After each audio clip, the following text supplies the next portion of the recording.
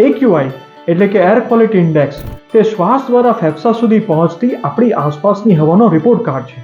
AQI 100 થી વધારે હોય તે બિન આરોગ્યપ્રદ ગણવામાં આવે છે અને આ બિન આરોગ્યપ્રદ વધારે AQI વાળી હવાની આપણા ફેફસા અને સ્વાસ્થ્ય પરની અસરને ઓછી કરવા માટે સવારે અને સાંજે પ્રદૂષિત વાતાવરણમાં બહાર નીકળવાનું ટાળવું જોઈએ. એ સિવાય AQI 150 થી 150 થી વધારે હોય તો N95 માસ્ક પહેરીને ઘરની બહાર નીકળવું જોઈએ. જ્યારે આસપાસના વાતાવરણમાં પ્રદૂષણ ઓછું હોય ત્યારે ઘરના બારી બારણા ખુલ્લા રાખવા જોઈએ, જેથી હવાની અવર જવર થાય ને વેન્ટિલેશન થાય. ઘરની અંદર એર પ્યુરિફાયરનો ઉપયોગ કરી શકાય છે.